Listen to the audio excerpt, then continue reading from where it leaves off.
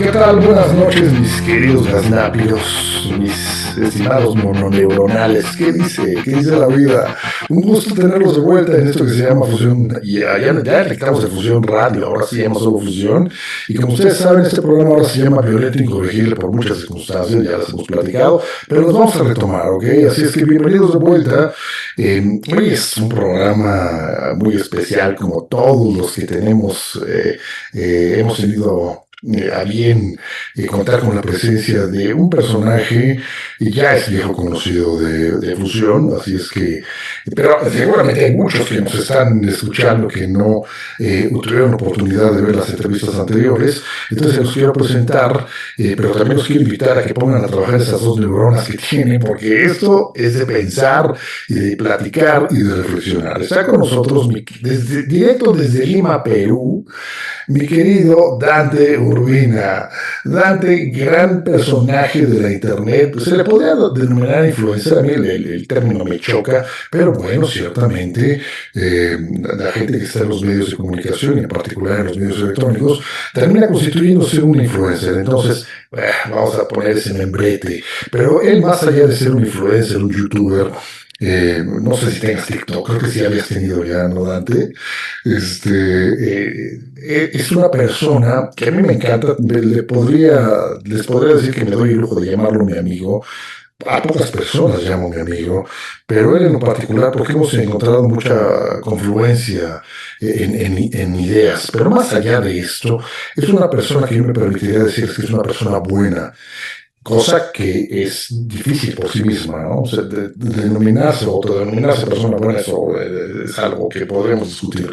Pero más allá de esto, es una persona buena y pensante, cosa hoy día muy complicada de encontrarse en la calle, desgraciadamente. Hay gente buena, hay gente muy pensante, a veces esa dupla no se da. Pero Dante Urbina, apologeta católico, es un personaje, reitero, de los medios electrónicos, ha mantenido charlas de toda índole, sobre todo muy cerebrales, y pues bueno, me callo, Dante, porque quiero que tú platiques un poquito. ¿Qué onda? ¿Cómo has estado, Dante?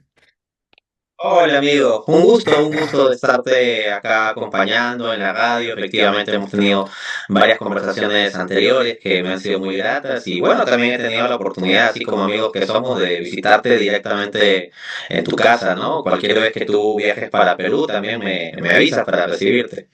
Claro que sí, Dante, y lo mismo, ¿eh? Cuando tengas oportunidad de dar otra charla acá en Ciudad de México, aquí tienes tu casa, me encanta, ¿ok? Pues bueno, Dante, vamos, como se dice acá en México, vamos a darle, ya le estuvimos dando, porque de dónde salió quién sabe, pero así dicen acá.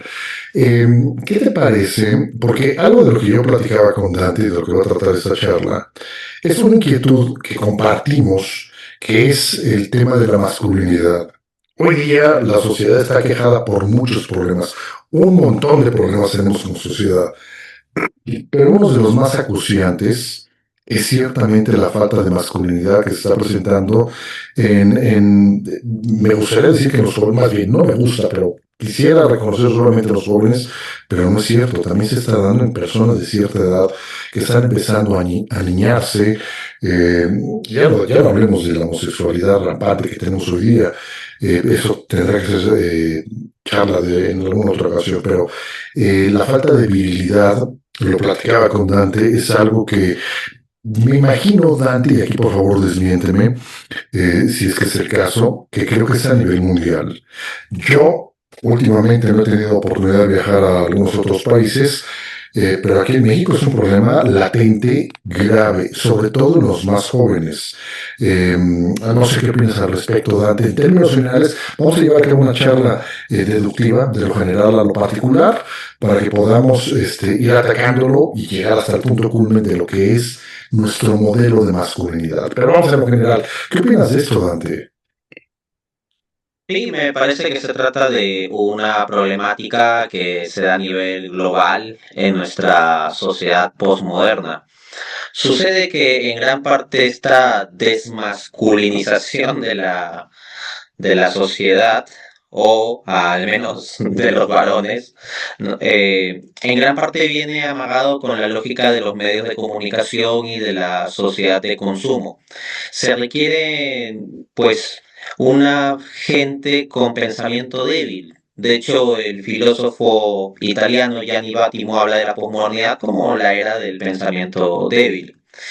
Y algo que ha de caracterizar al hombre es las convicciones fuertes, pero en la sociedad actual no gustan las convicciones fuertes.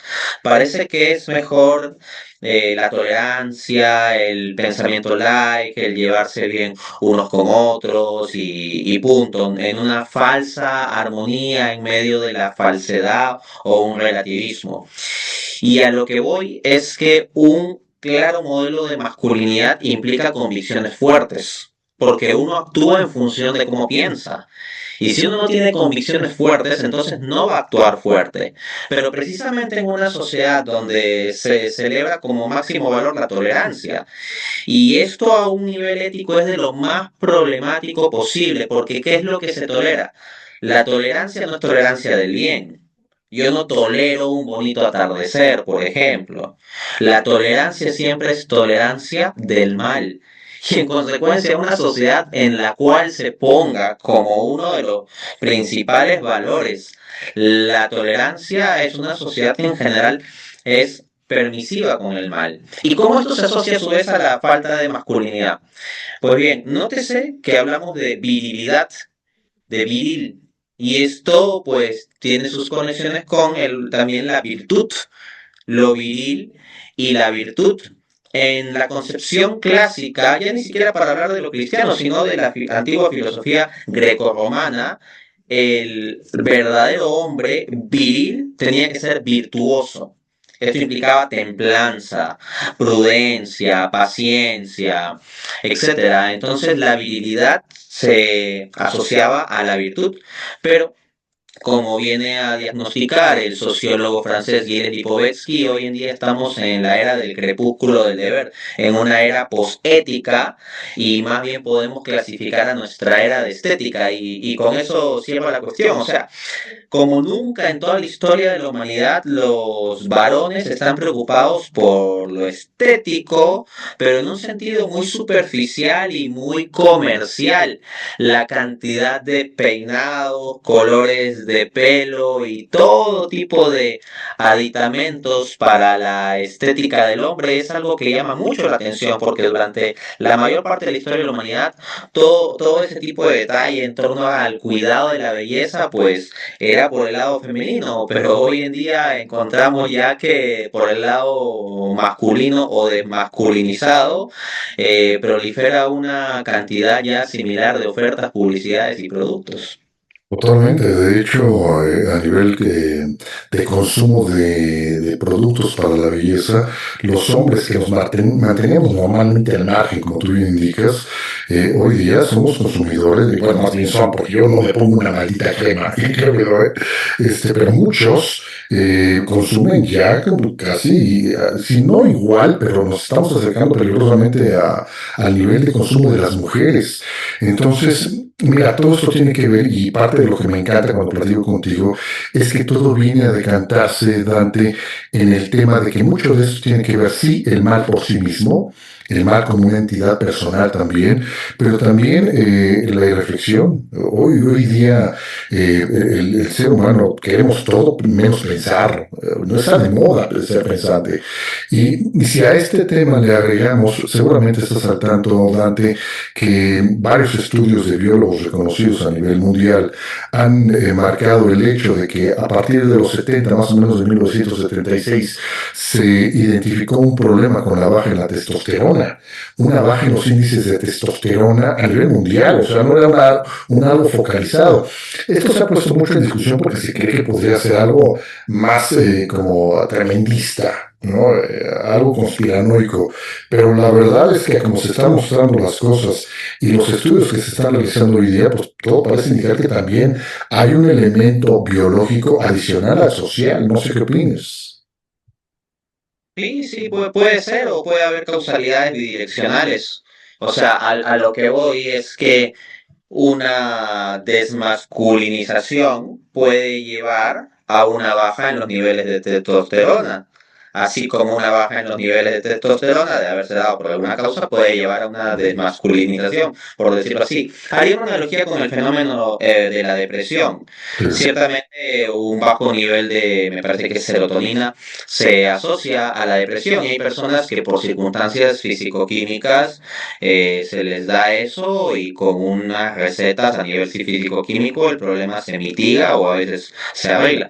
Pero también se puede dar la causalidad inversa. La persona puede llegar a depresión por causas no físico-químicas, sino psicológicas, espirituales, sociales, qué sé yo, pero eso se va a correlacionar y va a generar en la práctica menores niveles de serotonina. Entonces la causalidad puede ser por los dos lados, ¿no? Puede haber mutua causalidad, como bien indicas. Ahora, siguiendo tu recomendación, porque me encantó el esquema de entrevista que mandaste, me encanta, porque tú mismo lo has dicho, es muy estructurado y así debe ser todo. Yo siempre lo he dicho antes, donde no hay disciplina no hay nada, son buenos deseos. Entonces, siguiendo tu recomendación, el primer punto que tendríamos que seguir al respecto es el tema de que el verdadero hombre no es un afeminado, perdón, no es un machista.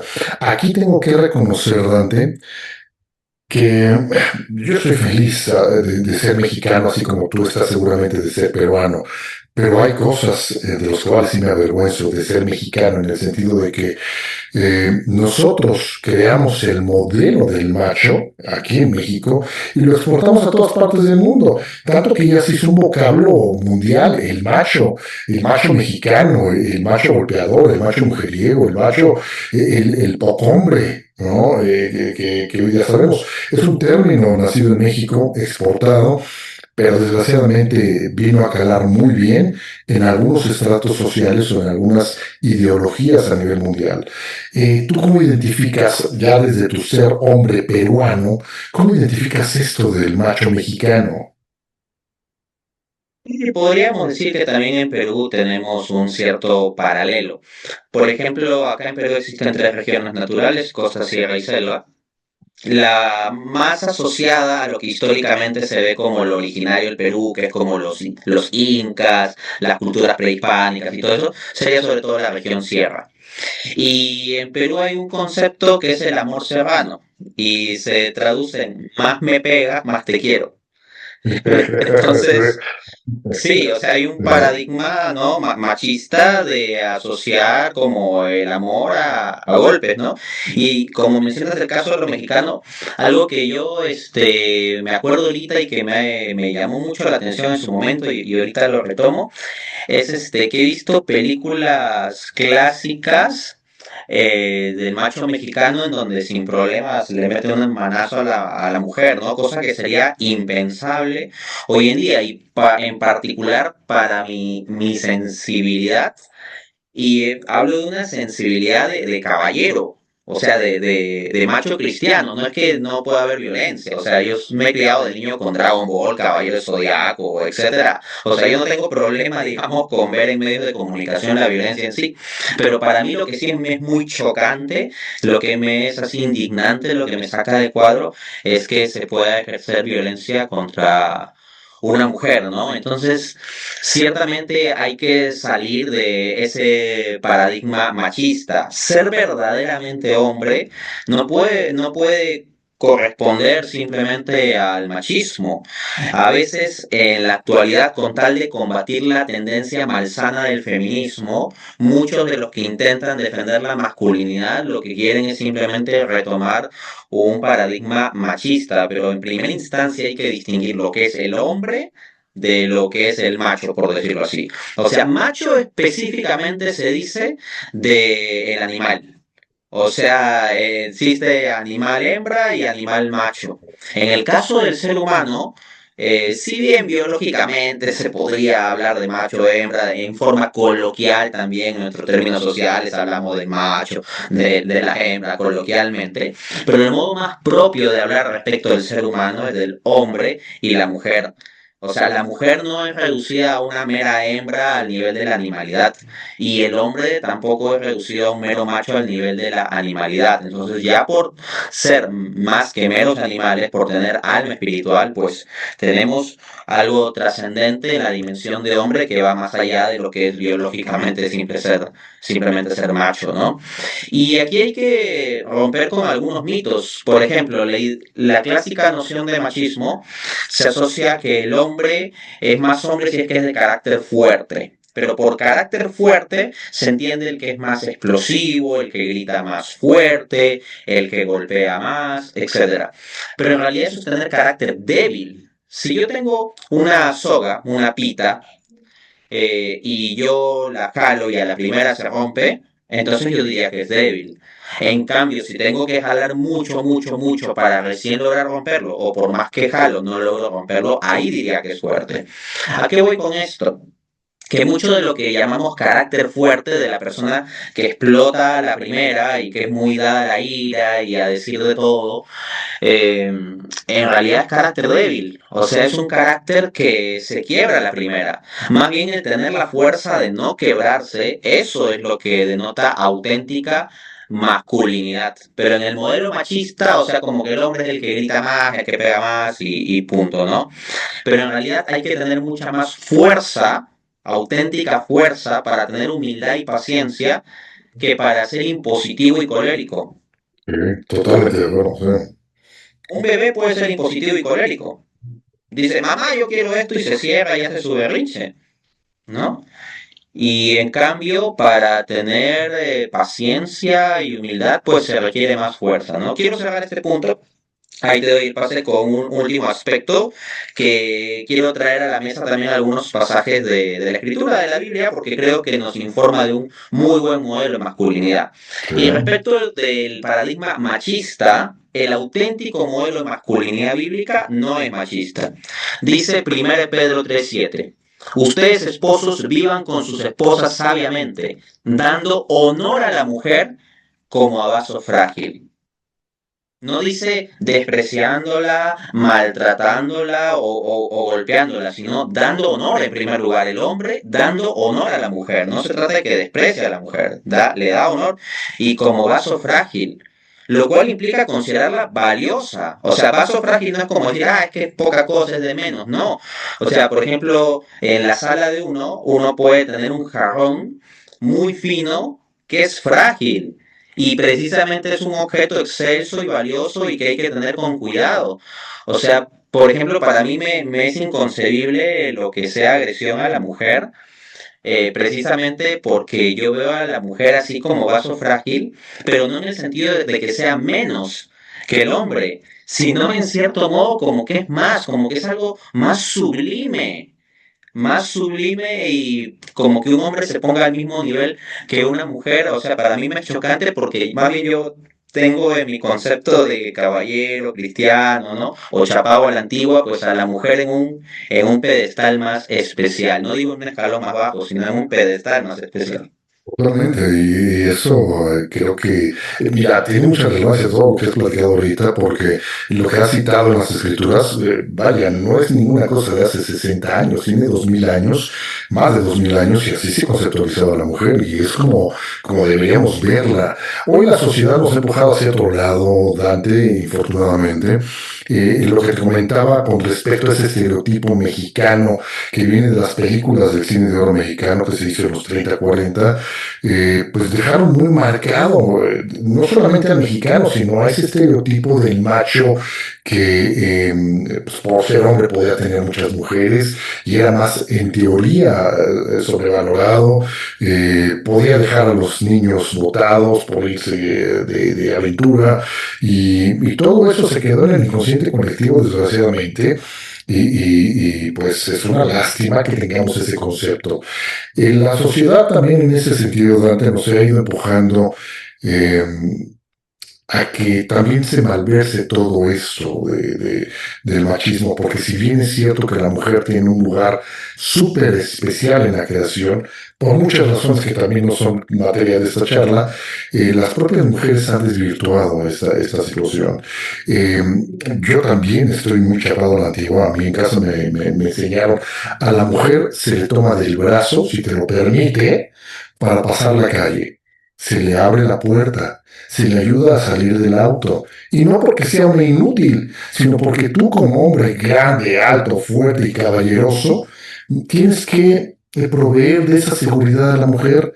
Con eso no le estás diciendo que es menos que tú, le estás diciendo que te importa. Pero corte a, hoy las mujeres entienden al revés eso, Dante.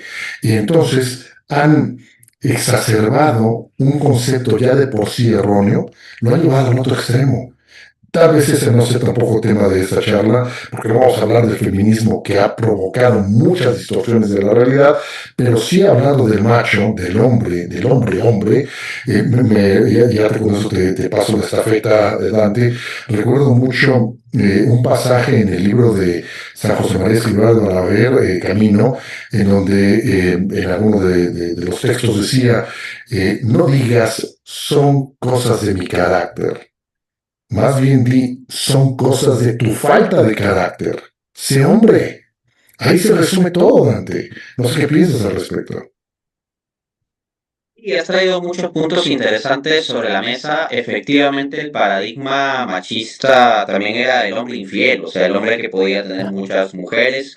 Y dentro de la cultura de nuestros países hispanoamericanos hace unas décadas, pues se daba el caso del papá, el abuelo o el tatarabuelo, que pues tenía hijos por aquí y por allá, y hasta era visto como, wow, el abuelo o el bisabuelo, no sé qué, tenía dos familias y no sé cómo las mantenía y se veía hasta como una suerte de mérito, ¿no? Y desde un paradigma cristiano, claro, esto no puede ser, o sea, el faltar al matrimonio no debería hacerlo el hombre ni la mujer. Ahora bien, el feminismo lo que ha buscado es igualar las cosas, pero en lugar de decir a las mujeres, a los hombres, no nos sean infieles, no, o sea, la lógica feminista es ahora nosotras también vamos a ser infieles. ¿Y quiénes pagan las consecuencias? Los hijos. Porque ahora ya no son los papás infieles que simplemente se van de la casa y tienen hijos por otro lugar, pero bueno, la mamá queda en casa y sufre y cría sola a los hijos. No, hoy en día puede darse circunstancias en donde el papá infiel se fue con otra y la mamá se va de fiesta los fines de semana y los hijos quedan criados por la televisión y el celular. ¿No? Entonces ahí están las consecuencias. El machismo no se resuelve con feminismo.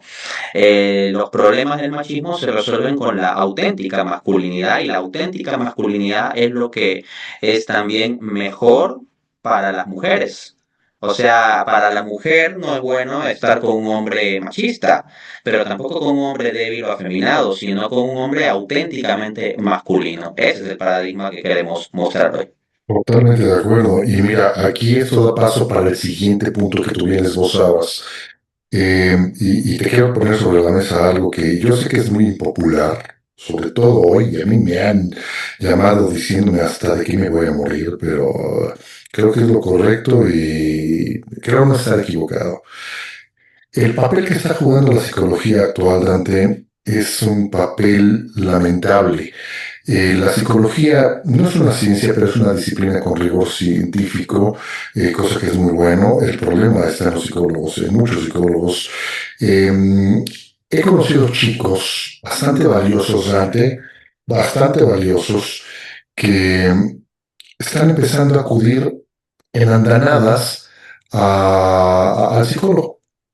Yo creo que el psicólogo es un bien, es una disciplina, reitero, que hace falta en algunas circunstancias, pero no en todas las circunstancias. Los chicos ya hoy van al psicólogo por lo que tú quieras. Bueno, ok. El gran problema que hemos encontrado, y ahí habemos varias personas que hemos estado reflexionando al respecto, está en el hecho de que los psicólogos, malversando también la idea correcta de la masculinidad, han querido llevar a los jóvenes al otro lado, al volverlos hipersensibles. Si bien es cierto, es correcto que todo hombre, por muy macho que sea o que se diga, podemos y debemos llorar cuando lo amerita, tampoco significa que vamos a estar llorando por enchilame estas, o sea, por quítame de aquí estas pajas. Y la psicología está llevando a los jóvenes, sobre todo, a decirle, ¿te sientes mal? Aíslate y llora. Pero no les están dando el contexto de en dónde es justo y razonable llorar. Hoy veo más jóvenes hombres llorando que chicas, y esto también es una deformidad de la realidad. No sé qué opinas al respecto, Dante. Bien, es un muy buen punto, ¿no? Y aquí hay que traer precisamente el equilibrio que implica la verdadera masculinidad. Y se tiene pues esta clásica frase, ¿no? Del paradigma machista, ¿no? Los hombres no lloran.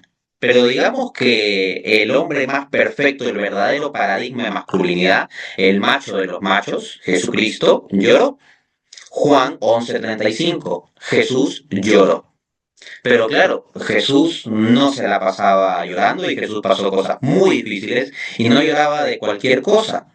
Y de hecho, en este texto, Jesús no llora por algo que le haya pasado a él o porque vio una mosca volar. O sea, lloró en el contexto de la muerte de un amigo muy querido para él. Entonces estamos viendo las lágrimas del Dios hecho hombre en virtud de los sufrimientos de otros. Pero Jesucristo, que fue muy difamado, calumniado, perseguido, exigido, incomprendido, etcétera, no es que se le pasaba llorando todo el día y diciendo, oh, soy incomprendido o algo así. Ciertamente sería una situación difícil de llevar, no es que sea fácil, pero Cristo no se quiebra con eso.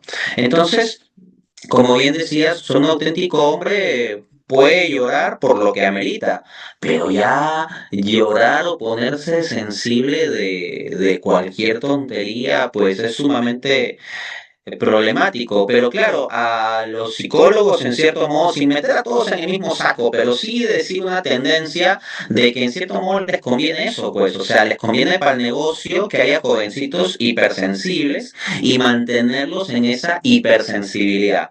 ¿Qué es lo más rentable para un sistema sanitario? Un hipocondríaco. Un Claro. hipocondríaco es lo más rentable para el sistema sanitario porque de lo más mínima cosa que sienta en el cuerpo va. Y si todo el sistema fuera privado, privatizado, pues entonces de lo más mínimo que siente el hipocondríaco va a ir y va a gastar todo su dinero y va a alimentar todo un conjunto de médicos con todo un conjunto de exámenes. Pues bien, eso que aplica para el hipocondríaco que es obsesivo con el cuerpo y que de cada cosa dice, uy, no, acá me voy a morir y no sé cuántos, pues bien, eso es el joven hipersensible al cual le da ansiedad hoy en día de cualquier cosa. Y eso es muy conveniente para los que son los curanderos del alma, los psicólogos, ¿no? Porque psicología viene de la palabra psique que es alma. Entonces hay un incentivo perverso, creo aquí. Por ejemplo, un abogado que te resuelve un problema ha perdido un cliente.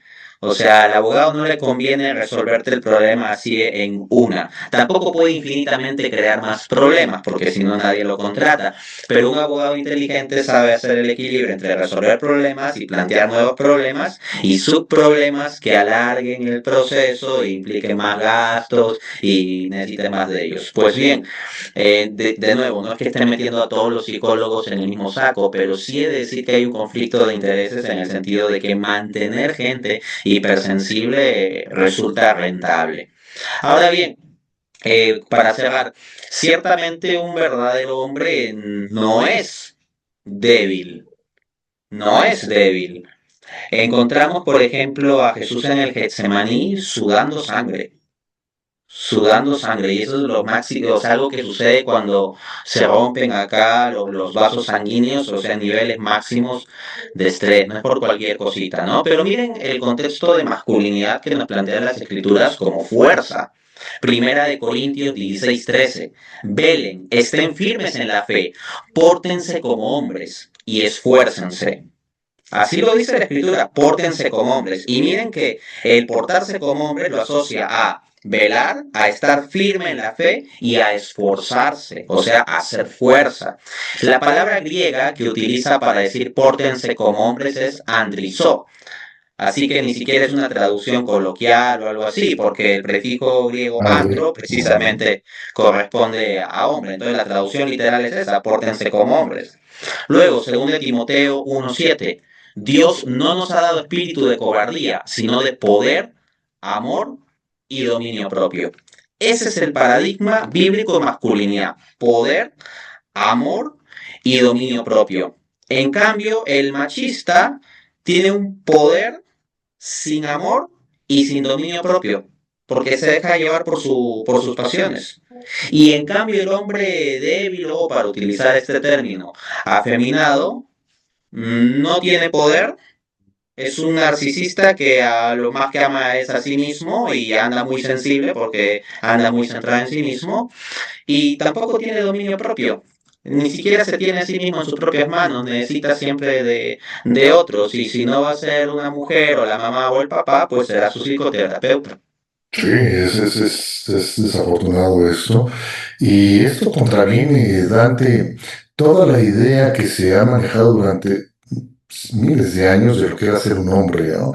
No solamente por nuestras características biológicas más grandes, más fuertes, sino por lo que implicaba el tener que soportar el peso del trabajo duro mientras la mujer se dedicaba a cuidar a los críos, ¿no? Todo esto socialmente se ha venido modificando, muchas cosas para bien, muchas cosas no para tan bien, pero sí han ido modificando también hasta la verbalización, el uso de las palabras, Dante, tú lo sabes bien, y también como teórico de lenguaje, yo te lo puedo decir, empiezas a cambiar la definición de un término, empiezas a cambiar todo, hasta la construcción cerebral. Hoy día está relacionándose hombre con una persona mala, ¿no? O sea, son hombres, ya viste que cómo lo escriben en las redes sociales. Eh, y por otro lado, el tema de que cuando modificas las palabras y les das una acepción distinta a la original o a la correcta, empiezas a modificar todo. Lo que antes era, no es que fuera asequible, pero era entendible como un acto de sacrificio, precisamente el dolor, y soportar el dolor en función de un bien mayor, y eso te hacía hombre. Si tú podías como hombre y tenías que sacrificarte por el bien, en primera instancia de tu círculo más cercano, tu esposa, tus hijos, lo tenías que hacer. Eso no es que fueras masoquista y que te gustara, pero sabías que perseguías un bien mayor y eso te hacía más hombre. Hoy, con la tergiversación de las palabras, todos le tienen terror a la palabra sufrimiento, dolor y hambre, por ejemplo, ¿no? Entonces, cuando enfrentas eso y ya le quitas el valor intrínseco que tiene la palabra sufrimiento cuando es bien entendida, pues entonces ahora entiendo por qué tanto afeminado, vamos al paso del afeminado, eh, ya no, nadie está dispuesto a sufrir por alguien más que no sea yo mismo. Y aún así, si puedo evitarlo, lo voy a hacer. Entonces, el afeminamiento, Dante, sin llegar a ser homosexual, también está teniendo reflejos en el ámbito físico. No sé si te has dado cuenta, los jóvenes ya no son los hombres, no en general, por supuesto, pero ya no son los hombres pues más gruesos, más fuertes, más resistentes. Yo cada vez empiezo a ver hombres más pequeñitos, más finitos, más delicados, se cuidan las manos. Antes estrechar manos era rico, sentir la mano de un hombre. Hoy te dan ganas de ponerle un golpe, pero, pues, salúdame bien, no sé qué te pasa, ¿no? No sé cómo estés tú experimentando eso. Sí, es cierto, ¿no? Uno acostumbra a dar el buen apretón de manos, ¿no? Y yo soy también de saludar así, cuando uno, eh, por ejemplo, yo estoy como el paradigma anterior, o sea, saluda, o cuando saludas a otro hombre, es con un buen apretón de manos y si hay cierta confianza. Y ni siquiera demasiada, sino cierta confianza, una buena palmada en la espalda. Y hoy en día, o sea, cuando saludo personas un tanto más jóvenes de ese modo animoso, pues encuentro manos débiles y espaldas débiles, ¿no? Entonces, sí es algo que tiene en cierto modo ese correlato físico por ahí, ¿no? Es curioso, sí. Sí, es raro, pero se está dando y volvemos al punto. Tú eres mucho más joven que yo, pero te puedo decir en mis tiempos, sabes que ya parezco un viejito, ¿no? En mis tiempos, uno se iba al gimnasio, sí, tal vez tenía su carga de vanidad, eso es cierto, no lo podemos negar, pero también uno lo hacía, o por lo menos yo lo veía así, no solamente por el hecho de tratar de verme pues menos mal, ¿no? De lo maltrecho que puedo estar yo, sino de tener la capacidad de no ser carga para alguien más.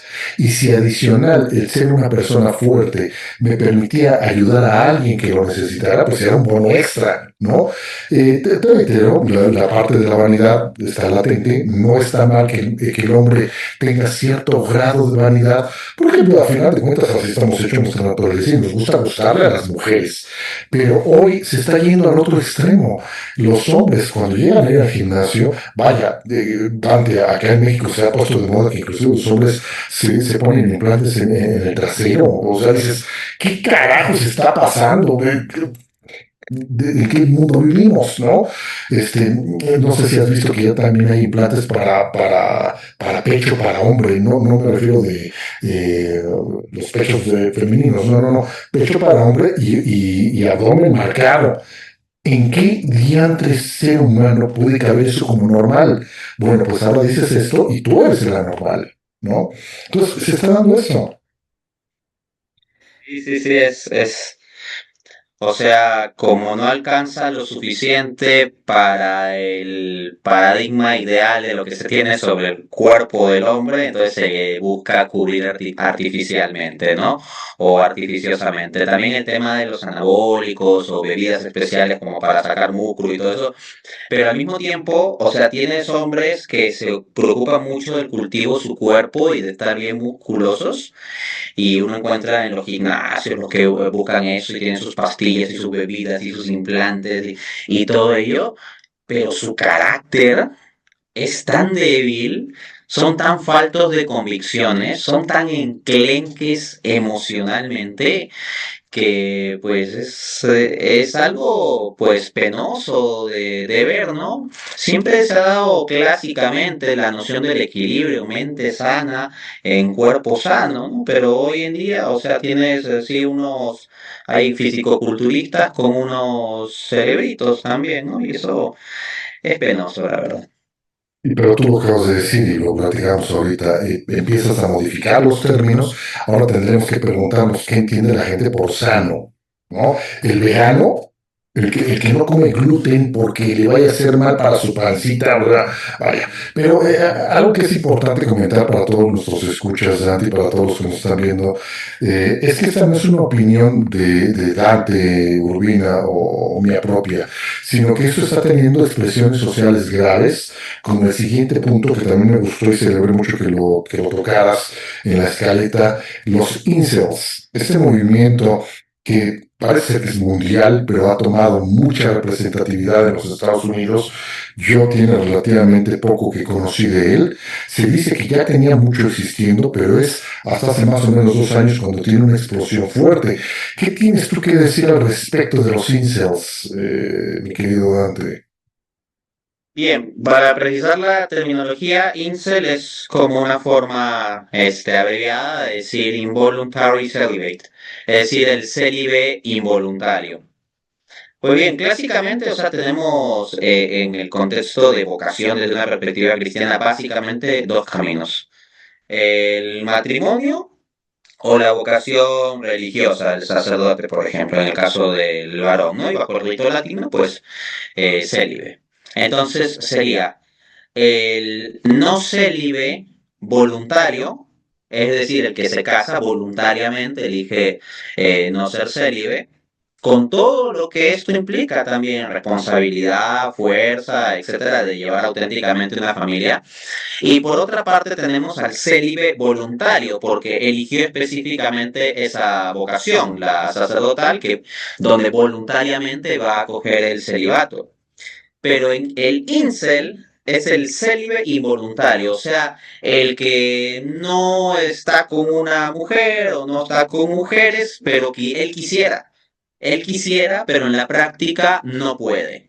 Entonces, hoy en día se está dando mucho esta tendencia de los incel, o sea, varones entre los 20 y los 40 años, o diría más entre los 25 y los 40 años, que pues no han podido conseguir mujer, por decirlo de forma así un poco cruda. Y que ellos quieren tener una novia, que ellos quieren tener una esposa, pero no lo logran.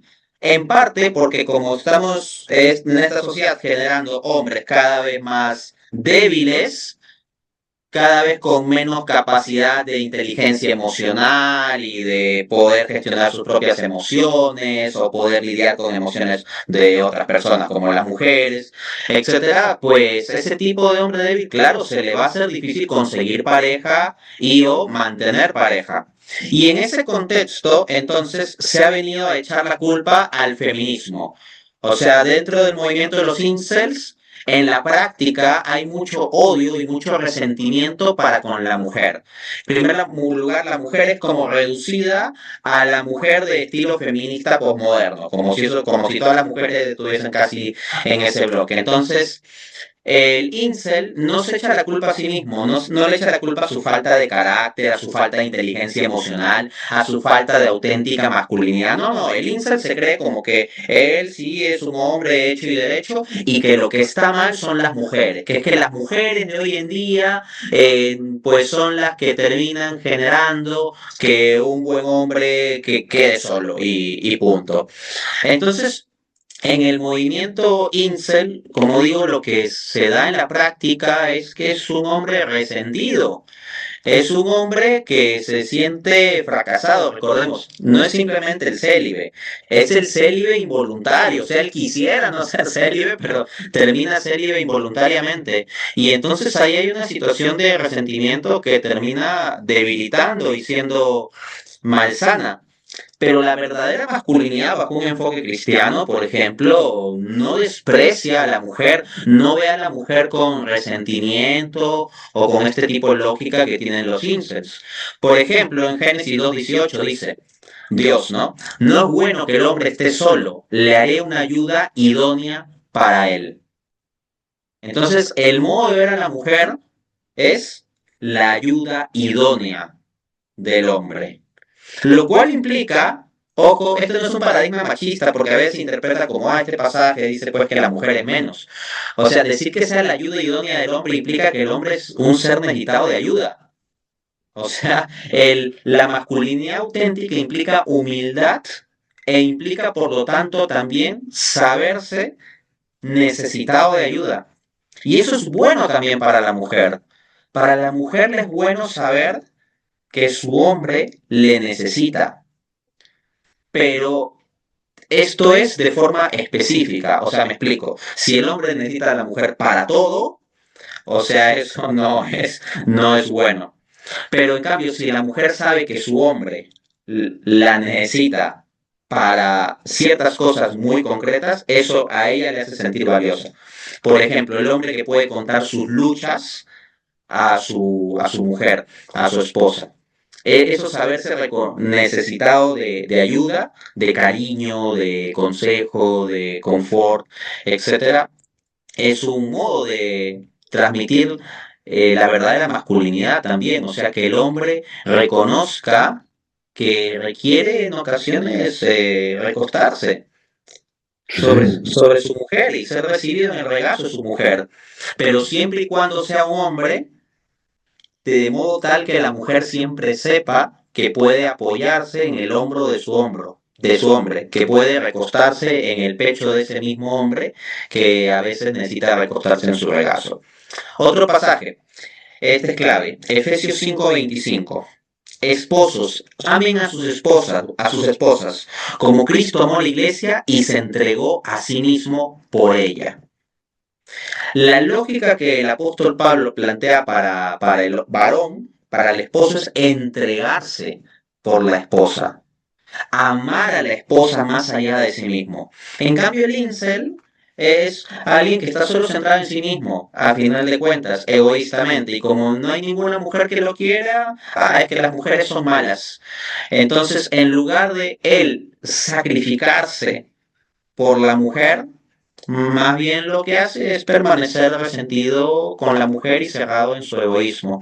Entonces la auténtica masculinidad no es el modelo incel de resentimiento para la mujer, sino la auténtica masculinidad es la del hombre que sabe tener un hombro fuerte para la mujer, que sabe tener un pecho fuerte para la mujer, pero que al mismo tiempo reconoce con humildad y con cariño que requiere también del regazo de la mujer y sea esa complementariedad de la ayuda idónea de la cual nos hablan las escrituras.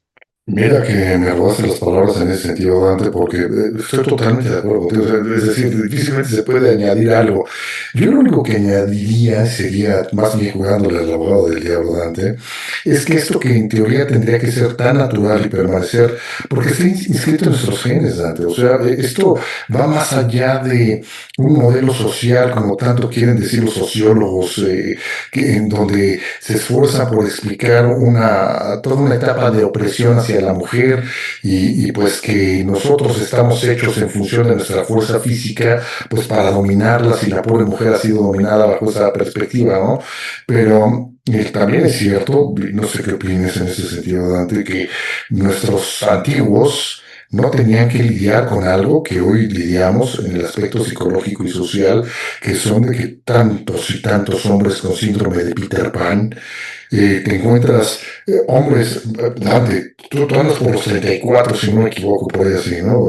35, algo ahí. 35. 35. Bueno, he visto hombres, inclusive más grandes que tú, jugando videojuegos. No tiene nada de malo intrínsecamente jugar un videojuego. El problema es cuando no hacen ninguna otra cosa más que jugar videojuegos. ¿Qué pasa por una persona y por un hombre en plena edad productiva? Que si no tiene una familia, bueno, pues puede ser una circunstancia, pero en lugar de estar cuidando de los suyos, haciendo familia, haciendo sociedad bien intencionada, se la pasa jugando videojuegos, esto habla de problemas y de taras mentales bien graves. Taras que nuestros antiguos no enfrentaban. Vaya, tú lo sabes, para los antiguos judíos, un chavito de 12 años ya tenía responsabilidades. Después del bar mitzvah, era ya alguien que podía hacerse responsable de una familia, vaya. Hoy ya un niño de 12 años todavía lo tenemos en párvulos, entonces hay cosas que ciertamente tienen implicaciones sociales, pero hay otras cosas que no. Estamos dejándonos ir por una marea que solamente quiere lo peor para nosotros. Voy a decir algo que yo sé que a muchos puede sonar muy fuerte y que a algunos puede doler, pero creo que es necesario decirlo. O sea, el modelo de masculinidad bíblica es la del hombre que se desgasta para traer la seguridad y el sustento a su familia. Que si gana unos centavos es para que su esposa y sus hijos estén mejor. Y por lo tanto, el modelo de masculinidad bíblico, y me van a disculpar, y aquí viene lo fuerte, es un modelo donde sería impensable que un varón de más de 30 años esté gastando la mayor parte de su dinero en coleccionar muñequitos de Star Wars o de lo que sea. Ojo, yo soy fanático de la saga de Star Wars, me encanta y todo ello, pero, o sea, mi dinero es para que esté bien mi esposa y mis hijos, no para coleccionar muñequitos. No estoy en contra de que uno pueda tener un muñequito o algún aditamento bonito de su serie favorita, etcétera. De lo que hablo es cuando lo principal del dinero se va en colecciones de videojuegos o de muñequitos o de trajecitos temáticos y ahí tenemos el síndrome de Peter Pan entonces. Sí, y es lamentable. Bueno, esto casi de ordinario va ligado con la falta de masculinidad o un exacerbado afeminamiento, qué difícil es definir esto, Dante, porque el afeminado, pues se puede prestar mucho para pensar que es alguien que está a un pasito de la homosexualidad, y no es cierto, pero vaya. Estamos ya en la recta final del programa, Dante, para la charla contigo. El siguiente punto, y que lo ha sido desglosando a través de la charla, pues cómo Jesús es el hombre modelo, es lo que tendría que ser nuestro marco de referencia de cómo ser un hombre hombre. Infortunadamente, pues la misma persona de Jesús, sobre todo para los no cristianos, es una figura más mítica que otra cosa. Eh, pero para los que creemos y que hacemos escrutinio de las escrituras, sabemos, inclusive hay estudios psicológicos más o menos serios que han perfilado a la persona Jesús más allá de su divinidad como una persona, como un ente enteramente equilibrado en su hacer y en su decir. Y dicho y escrito por psicólogos y psiquiatras no cristianos.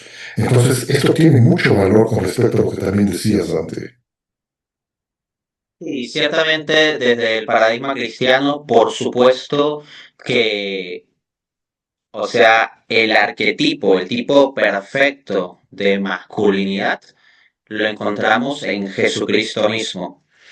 Y a este respecto es muy interesante en tanto modelo de masculinidad Cristo como modelo de masculinidad, ver aquel pasaje donde Cristo se puso a sí mismo como ejemplo, donde Jesús explícitamente dijo, imítenme en esto.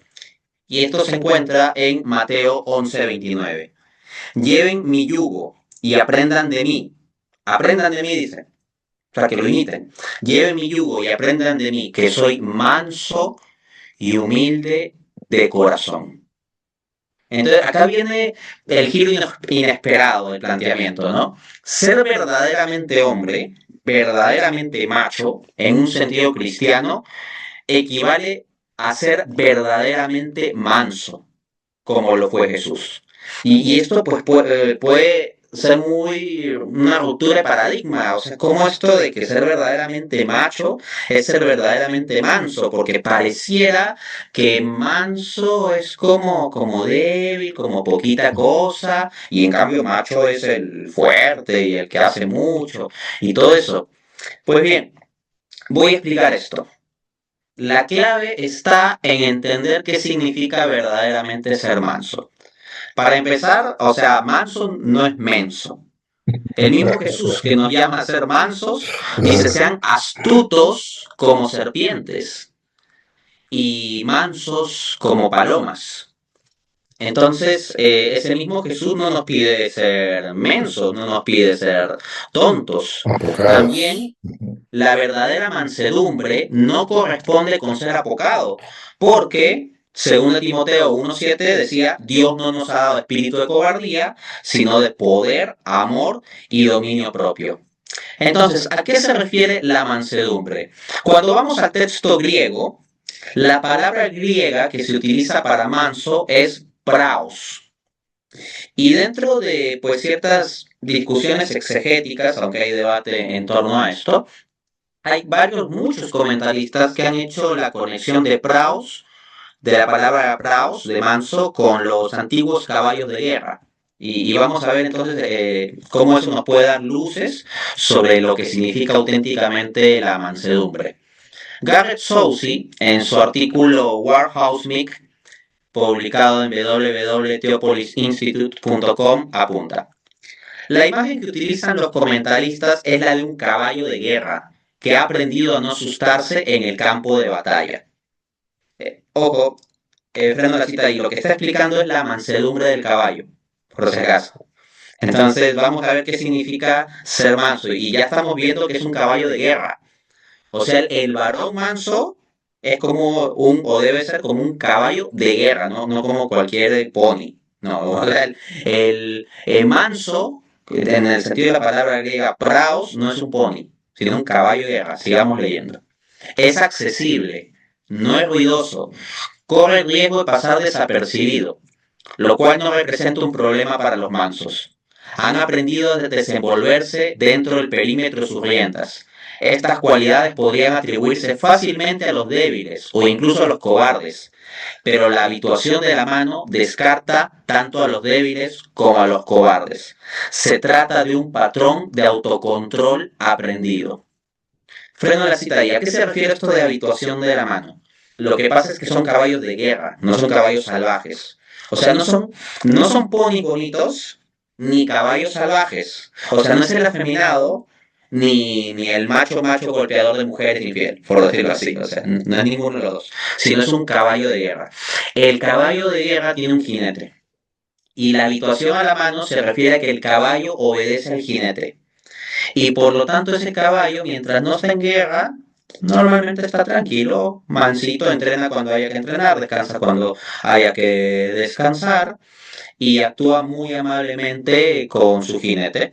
No, no es que se pone rudo o difícil, porque si no ese caballo no sirve para la guerra. Y en la habituación de la mano, el jinete tiene que hacer pequeños movimientos de la mano para lograr grandes movimientos del caballo, para lograr grandes cambios. Y el caballo automáticamente obedece, así como si fuera el timón de un automóvil que obedece mecánicamente o electrónicamente de forma perfectamente sincronizada. Un caballo de guerra tendría que estar así desincronizado. Y eso descarta la cobardía. ¿Por qué? Un caballo de guerra no puede ser cobarde. Un caballo de guerra puede estar totalmente quieto, absolutamente quieto, si el jinete lo tiene quieto.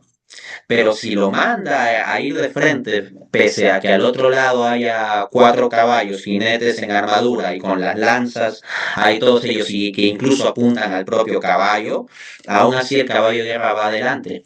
Entonces, el ser obediente al jinete descarta la cobardía. Sigo citando. Basta con considerar la mansedumbre en relación con la atribución que Cristo hizo de ella. Lleven mi yugo y aprendan de mí, que soy manso y humilde de corazón, que hallarán descanso para sus almas. Mateo 11:29.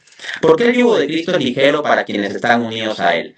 Es una condición que se garantiza para quien está unido a Él precisamente por la mansedumbre de Cristo. Es muy interesante que esta cuestión del llamado a ser mansos, Jesús la dice justo después de decir que lleven su yugo. Llevar el yugo, en el contexto en el que está hablando Jesús, es como una cuerda que uno lleva atada. O sea, un yugo es una cuerda. Y el yugo se pone a los animales para que no se desboquen, para que no vayan por cualquier lado. Entonces, cuando Cristo dice sean mansos, pero lo dice justo luego de que manda llevar su yugo, ¿qué implica esto dentro de la analogía que estoy dando? Que el jinete es Cristo. Entonces el verdadero macho cristiano es un caballo de guerra donde está Cristo como jinete. Y si Cristo de repente dice que este caballo tiene que correr a 1000 por hora y que un solo caballo tiene que correr como si tuviera 1000 caballos de fuerza, por decirlo así, o sea, de modo sobrenatural, más allá de su naturaleza, con la gracia, pues se va a hacer. Y en ese sentido, hay la intrepidez, la valentía, el coraje del hombre cristiano. Pero al mismo tiempo, así como el caballo de guerra, si no se lo manda a que vaya con todo, está muy tranquilito y parado firme, aún con toda su musculatura y su fuerza y su energía, pero quieto, así el varón cristiano también sabe que hay ciertos momentos en que tiene que estar en silencio y oración, simplemente. Sigo la cita. Según este esquema, el verdadero caballo de guerra no puede ser visible, pero sin duda es una gran muestra de fortaleza ser manso. Lejos de pasividad, miedo, inhibición, la mansedumbre es una fortaleza interior que solo se manifiesta cuando es virtuoso hacerlo. La mansedumbre sabe que la verdadera fuerza no reside en los músculos. El caballo de guerra no tiene nada que demostrar en el campo de batalla más que su fidelidad a la mano de su amo. Su función es servir dentro de los límites de sus riendas y no desea liberarse más allá de ellas. Toda su musculatura sirve a este propósito. O sea, es un caballo sumamente musculoso, pero no para presumir músculos o ni siquiera por las yeguas, sino para servir en la guerra. El último punto que quiero establecer sobre la masculinidad de Cristo es el siguiente, y esto puede causar alguna sorpresa. Quiero mostrarles la conexión entre la verdadera masculinidad, tal como se hace referencia en la película Rocky Balboa, por boca del propio Rocky, y Cristo como máxima muestra de ese paradigma de masculinidad. Paso a explicarlo. En la película Rocky Balboa, de la serie de Rocky, luego la cuarta, que es la pelea con Iván Drago, luego hay una cinco con un muchacho, y luego como una sexta, que la llamaron simplemente Rocky Balboa, que es de Rocky ya viejito. Hay una conversación que él tiene con su hijo, esa conversación es muy famosa, es tal vez la parte más famosa de la película, donde una de las cosas que dice Rocky es, la vida te va a golpear y la vida te va a poner de rodillas en el suelo, y si tú permites que lo haga así, ahí te va a dejar. Nadie golpea tan fuerte como la vida, y la vida te golpeará y te pondrá de rodillas. Así que no importa qué tan fuerte tú golpees, porque nadie golpea tan fuerte como la vida.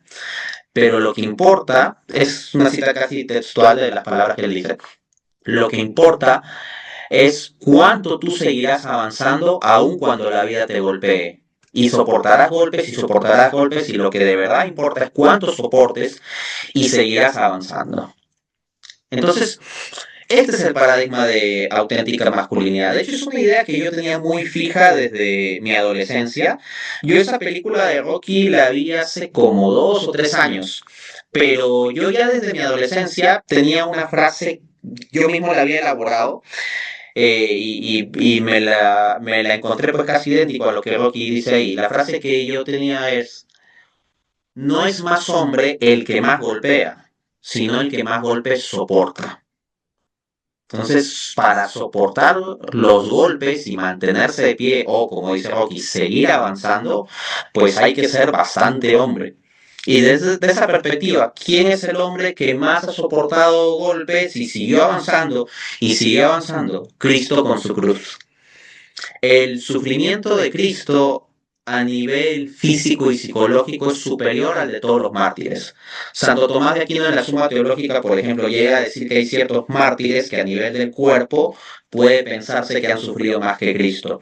Pero cuando se consideran los sufrimientos no solo del cuerpo, sino del espíritu, o sea, ninguno puede superar el sufrimiento que pasó Cristo, y que ya físicamente ya es cosa, o sea, extremadamente fuerte el cargar la cruz durante como unas varias horas, o en el camino, después de que no ha dormido bien, después de que lo han azotado, después de que lo han golpeado, y luego en la cruz ser burlado, escarnecido, la dificultad para respirar, los clavos, el sudor, el cansancio, el sueño, todo ello. Pero cuando uno considera el dolor del alma de Cristo, eso es extremadamente más.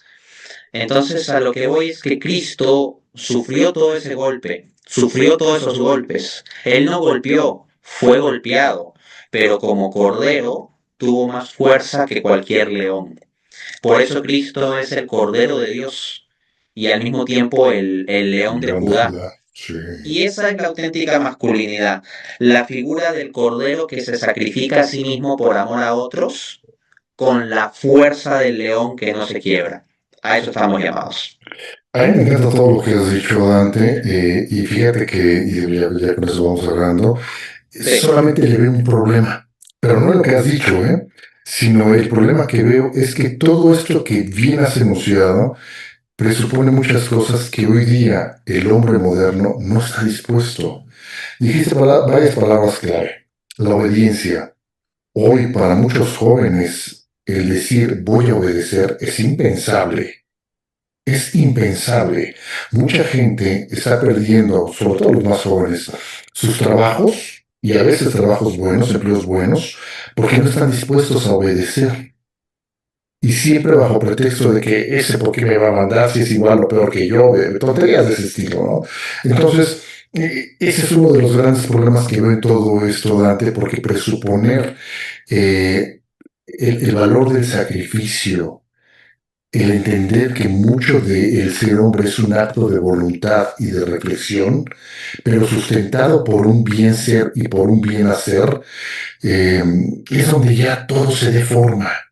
Ya la gente, cuando no está dispuesta a sacrificarse por otro, y a veces ni siquiera por uno mismo, ya la cosa empieza a oler mal porque se está pudriendo. Y hoy yo no me gusta la posición de ponerme como tremendista o como anacrónico, pero la verdad es que veo que eso ha tomado mucho auge hoy y eso está prohibiendo de que el que nace de hombre masculino, pues ejerce esa masculinidad a través de la virilidad bien entendida y podamos llegar a ser hombres como la sociedad nos necesita y como Dios nos quiere. Y ese es un problema, Dante.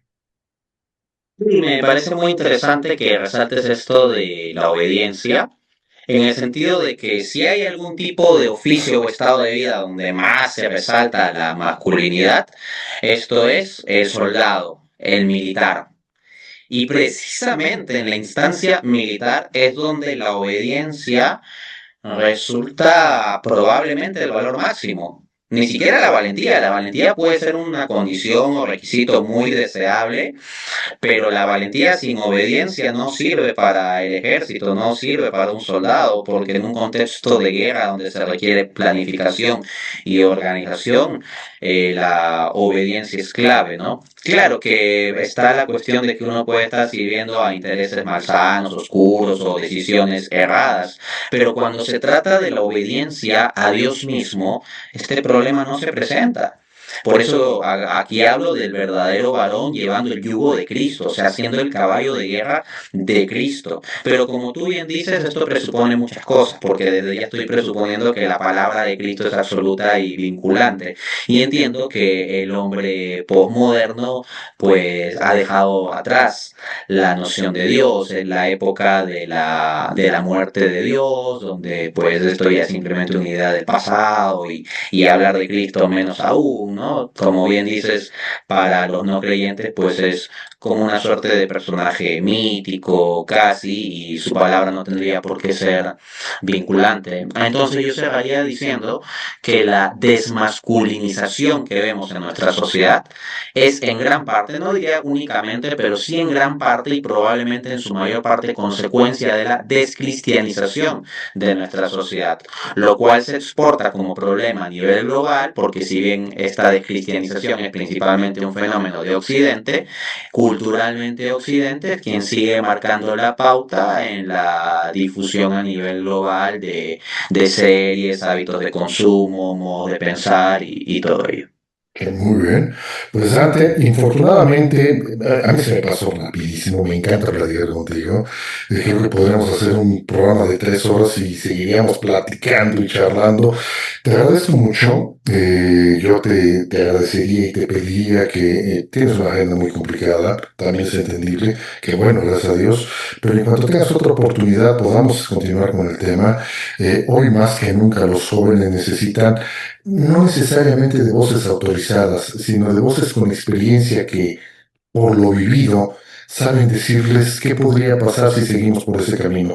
Uno no tiene que ser un genio para saber que esto si sigue igual no nos va a llevar a ningún buen lugar. Entonces, Dante, pues te quiero comprometer aquí al aire, no para una fecha en particular, pero sí para que en cuanto te sea posible, sin descuidar tu virilidad, sin descuidar a tu familia y tu trabajo, estés en difusión, por favor.